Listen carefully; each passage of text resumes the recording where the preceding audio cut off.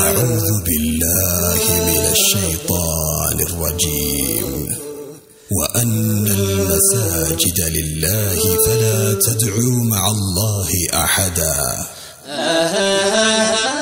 akka gabaasni wikipeediyaa irraa arganne himutti akka lakkoofsa miilaadiyaatti muslimni bara 1871 irraa kaasee Kanadaa keessa jiraatu jalqabe.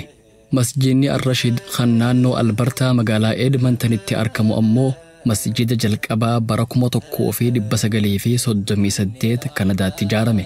Tun odeeffannoo seenaa Kanadaa keessa jirtu taatus baroota ja'ame kana dura muslimaa fi masjidniinis jiraatu mala. Yeroo ammaa muslimni Kanadaa dhibbeentaa 5 caalus garuu amantiin Islaamaa amantii lammiileen Kanadaa sadarkaa lammaffaatti hordofani. Lafti yeroo ammaa maqaa masjid yookiin mosque jedhamuun hayyama argatte dhibbootaan lakkaawamti. Lafti maqaa Islamic Centeriin dhuunfatamte ammoo kumaatama. Magaalaa takka keessa masjidni yookiin bakki itti salaatan deemsa makiinaatiin jiddu galeessaan daqiiqaa 10 hanga 15 qofa yookiin sanii gad namarraa fagaatee argama. Ganda hundatti masjidni ijaaramaa jira jechuudha. Eegaa kaayyoon ilmi namaa uumameef Rabbi gabbaruufi kanaaf namni muslimaa bakkaa fi haala fedhe keessa jiraatus islaamummaa irratti jiraatee islaamummaa irratti du'a. Dhalootaas itti yaadee islaamummaa irratti guddifata.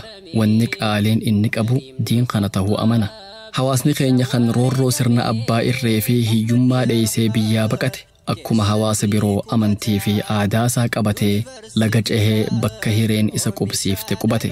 Hawaasni keenya kanneen biyya Kanadaa magaalaa Kaalgaarii qubatan yeroo jalqabaatiif caayaa Islaamaa jalatti jiraatuu fi diin dhaloota dhaalchisuuf Maarchi 28 bara 2008 dhaabbata Islaamaa Oromoo Muslim Association of Albertaa hundeeffatanii hayyamaas itti baasan. Dhaabbanni kun tajaajilaa fi barnoota diin babal'isuuf kaayyeeffatee lafaa ka'us garuu dhalootumaan karaatti hafe. Bara 2009 gama boodaarraa kaasee hamma bara 2018 ammoo hawaasni keenya garee adda addaatti qoodamanii namuu addumaan jiraataa ture. Haa ta'u malee bara 2018 ji'a Maarchi keessa yaamichi khayrii tokko hawaasa dhaqqabe. Sunis yaamicha Sheekh Abdul Hafiz Sheekh Hasanii fi Sheekh Muhammad Ali Jiifaa ture. Yeroo tana Sheekh Abdul Hafiz faan mana kana kireessuun ijoollee Qur'aana keessatti barsiisaa jiran.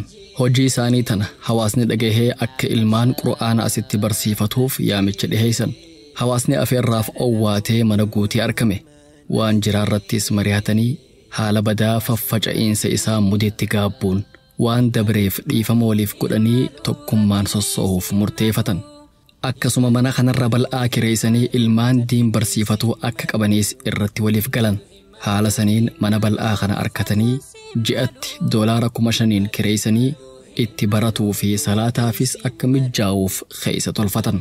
Bara 2018 gama boodaarraa kaasee barattoonni galmeeffamanii mana haaree kanatti barataa turan nama 150tti dhihaatan. Mana kanatti muhaadaraas qopheeffatuun yeroo garii ammoo sagantaa guddoo godhanii sheekkan magaalota biroorraa afeeraa turan. Dhuma bara 2019 sagantaa godhan irratti karaa obbo Abdurazaaq Muhammadiin hayyuu keenya Sheekh Amiin Ibroo afeeruun bohaaranii qabeenyaas gumaachuun horii hamma tokko walitti qaban. Bara 2020 keessa osoo haala gaariin jiranii weerarri dhukkuba COVID-19 babal'atee uggurri jabaan manatti nama galchu akka guutuu biyyaatti labsame. Sababa uggura kanaatiif barnoota dhaabuuf dirqamanii manatti gallaan mana ilmaan itti barsiifataan jirre maaf 5,000 irraa kafallaree yaanni jedhu lafaa ka'e. Yeroo sanitti weerarri dhukkubaa kun hammaatee gaafa dhaabbatu waan hin beekamneef manni kireessan kun akka cufamuuf yaada wal dura qaban. Namuu manni akka cufamu irratti waliif galuus garuu manni kun amata 5f mallatteeffamee kireeffame. Akkana jechuun amata 5 gaditti mana kana keessaa kan bahan yoo ta'e adaba kafalan jechuudha. Adabni kafalamu hoo eessaa dhufaan gaafii biraati. Tanaa fi tana jidduu roobni guddaan roobee bishaan mana kana seenee qabeenya balleessuu jalqabe.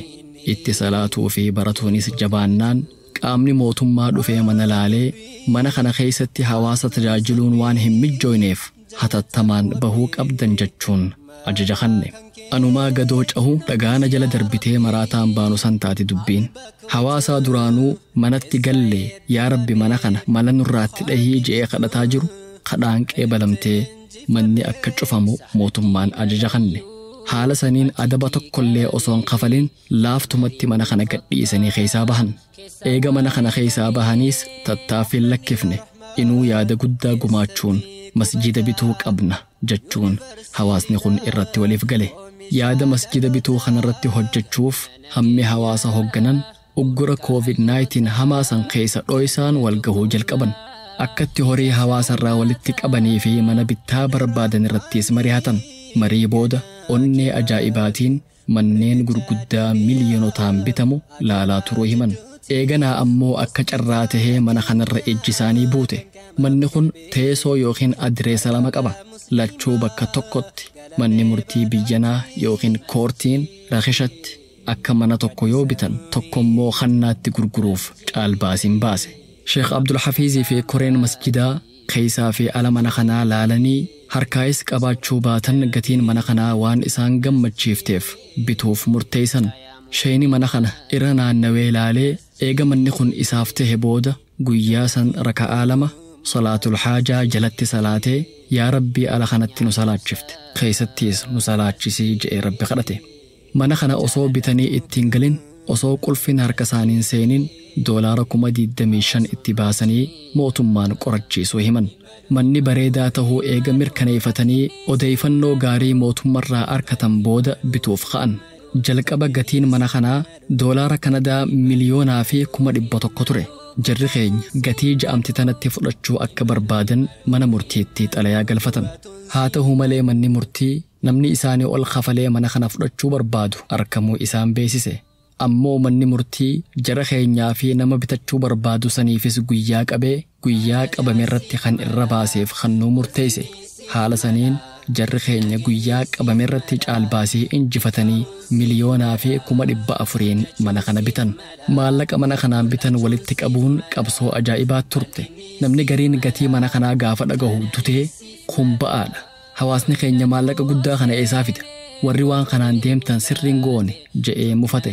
Sheekh Abdul Hafiiz dubbiin miliyoonaa isin yaachisin akki gootan mee namnummaan $300,000 arjooma.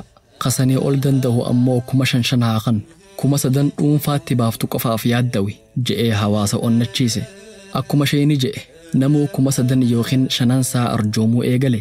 Haala saniin guyyaa muraasa keessatti warri Kaalgaarii qofti $800,000 ol walitti qabuu himan. Amma horii hanga hafe guutuuf karaa onlaayinaatiin hawaasa Kanadaa keessa jiruu fi Kanadaan ala jirutti lallabatuun geesse. Sheeni ammaas mala ajaa'ibaa fayyadamee masjida bituuf deemnu kanarraa mee namni sijaajaa takka $1,000 bitee waqfii godhu. Sadaqaa eegee isin addunyaarraa deemtaniis isin geessee fayyaddu taati. Namni dandahee itti ida'ee haadhaa abbaa isaatiifis niyyatee sijaajaa bitu arkamnaanis gaariidha je'ee hawaasa Kaalgaariin ala jirutti lallabate. Namni hedduun dubbii sheekaa tana qabatuun sijaajaa takka kadandahu ammoo 2-3 bituu jalqabe. Namoota arjoomaniif du'aayin akka ajaa'ibaatti godhamte. Imaammanii fi sheekkan Ameerikaa kaabaa jiran hundi haala jechuu dandeenyuun qabsoo warra Kaalgaarii tanatti hirmaatanii hojii bareedduu hojjetan. Akkasuma Awurooppaa fi Awustiraaliyaa Afriikaa irraayis sheekkaniin tattaaffiin godhamte laayyoo miti. Kanadaa fi Ameerikaa qofa osoo hin taane ardii hedduurraa maallaqni gargaarsaa masjidaan binne nu gahe ja'an koreen masjid Bilaal. Namu gartee biyyaalaati irraayis biyyoota adda addaati irraayis namu hirmaannaa qaba. Sijaajaa adda addaa gartee namu hirmaannaa bakka tana keessaa namni hin qabne hin jiru jechuudha duuba. Biyyoota gartee Ameerikaa noorsi Ameerikaa tana guututti jechuudha. Hatta Awurooppaa, Awustiraaliyaa namu gartee bakka tana keessaa hirmaannaa jabduudha qaba. Hirmaannaa ta'e santaan gartee bakkaan ga'uudhaaf tattaaffiitti gartee kunoo seenanii jammaanni keenya kunoo itti jiranii. Yeroon tun yeroo weerarri COVID-19 keessa babal'atee fi namni hedduun sababa dhukkuba kanaatiin du'an keessa. Namuu manatti galee waan jiruuf karaa onlaayinaatiin waan dubbatamu ni dhagaha. Dhagahuu qofaa miti yeroo namni kadhaatti haajamu. Horiin ja'ame akka guutamuuf nama dahaba, makiinaa fi qabeenya qaalii qabu gumaacheetu jira. Namni hedduunis qabeenya ol kaa'atanii turan akka liqiitti qardan hasanaa masjidaaf gumaachan. Warra if bira dabree akka maatiitti biyya jiranii wal dubbisuun qabeenya guddaa gumaacheetu jira. Sheekh Abdul Hafiiz hamma maallaqni kun walitti qabamee xumuramuu rifeensan ciradhu jechuun hawaasa onnachiisee halkanii fi guyyaa lallabee maallaqa kana walitti qabaa ture. yeroo muraasa booda gargaarsa rabbiitiin gaafa maallaqni ja'ame guutamu gammachuu takbiirtaa irra deddeebiin jechuun rabbi galateeffatanii mataas ciratan. Eega fedha rabbiitii mala kanaan guyyoota 55 keessatti maallaqni guddaan kun walitti qabame seenaatu hojjetame. Seenaa Oromoota Kanadaa keessatti yeroo jalqabaatiif maallaqa guddaa kanaan waa binnee ja'an hawaasni Kaalgaarii. Oromoonni Kaalgaariin ala jiraniis hedduu isaan dinqisiifatan. Haala saniin Feebruaarii 1 bara 2021 manni kun doolaara Kanadaa miliyoona 1,400,000 bitame. Masjidni kun eega bitame booda jalqaba garaaja waan tureef tola ooltummaa koree fi hawaasaan qulqulleeffamee ranjiin dibamtee afanni afamee masjida ta'e. Salaataa fi barnootaas itti jalqabuu himan. Mana kana guutumatti tajaajila hawaasaatiif akka oolu godhuu fi hayyama guutuu mootummarraa argachuuf ammoo wanni sirreeffamu hedduutu jira. Kanaaf akkuma bitaniin ammaas walakkaa miliyoonaa oliin jaaruuf dirqaman. Jaarmaya kana bakkaan gahuuf koonfiraansii fi sagantaa gargaarsa masjidaa hedduutu gaggeeffame. Kanuma keessa haajaa adda addaa obbaasaa gaddaa fi gammachuu keessattis hawaasa tajaajilaa yeroo hawaasni keenya biyyaa rakkatus horiin bira dhaabbataa turree ja'an. Akkasiin guyyaa irraa Oogasti 1 bara 2025 jaarmeeni masjid Bilaal xumuramee haala gaarii kanaan eebbifame. Hayyama guutuus mootummarraa argatee jira.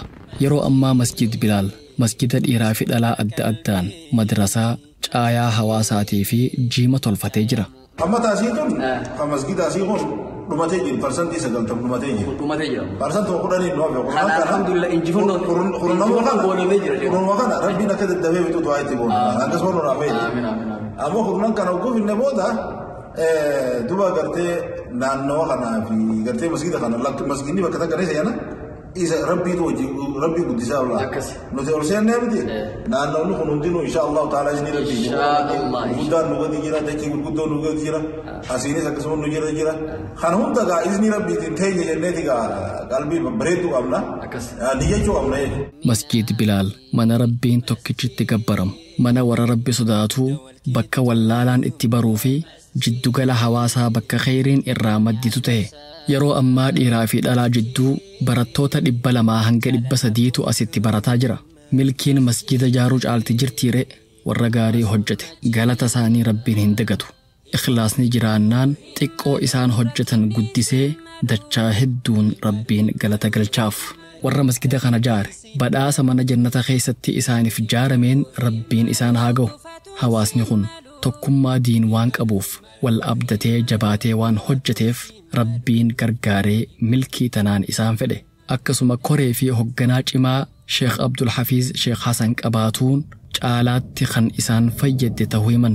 Nuuf kenne rabbiin alhamdulillah alhamdulillah fa ni'mal mawlaa arganne gamaachaar fa ni'mal mawlaa arganne gamaachaar fa ni'mal mawlaa arganne gamaachaar.